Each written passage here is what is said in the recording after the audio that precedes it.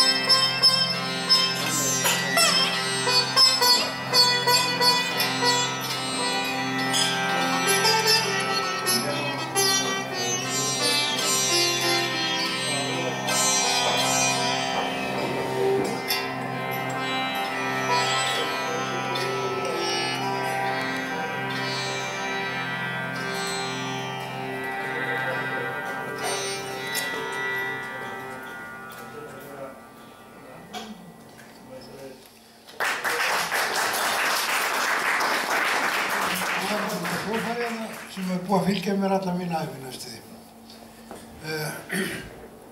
Þetta sítar, indverskur sítar. Ekkert svo rosalega gamalt hljóðfæri sem sítar er ekkert rosalega gömul uppfinning. Þetta kemur frá Persíu og er svona 300 ára gamalt. Það er nú ekki eldri en það. Og hugsa sér ef maður pælir í því að fyrir 50 ára síðan þá voru Bítlarnir að nota þetta. Þannig að 250. Þannig að þetta er nú ekki langur tími.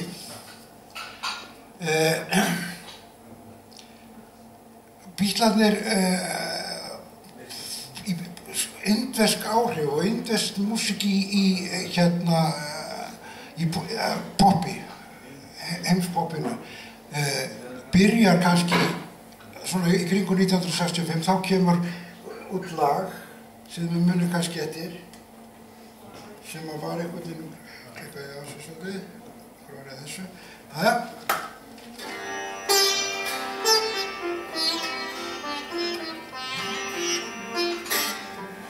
Þetta er þessu.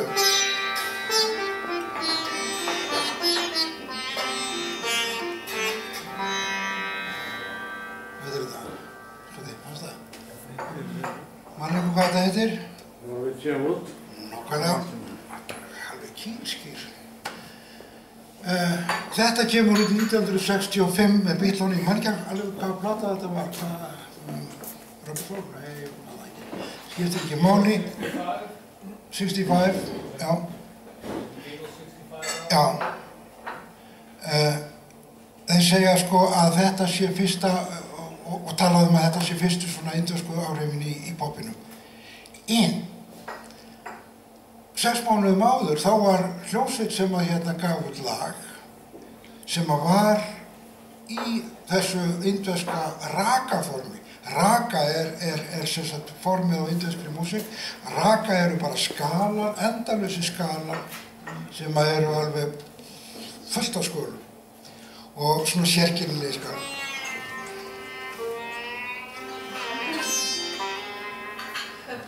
Það er svona, alveg típist.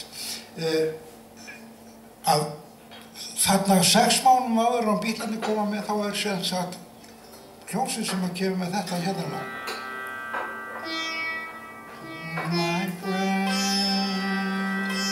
see my friend,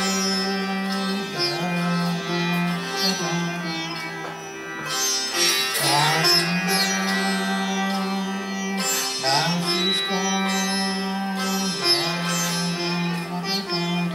Kannast eitthvað við þetta? Hvað hljómsveit var þetta? Þetta voru Kinks af öllum. Þannig að Kinksararnir voru á undan Beatlunum að nota indversku.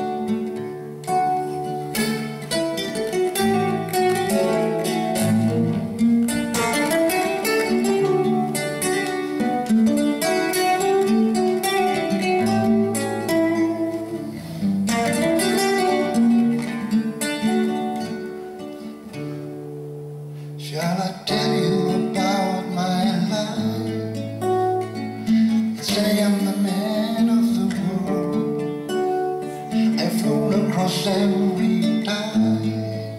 And that's all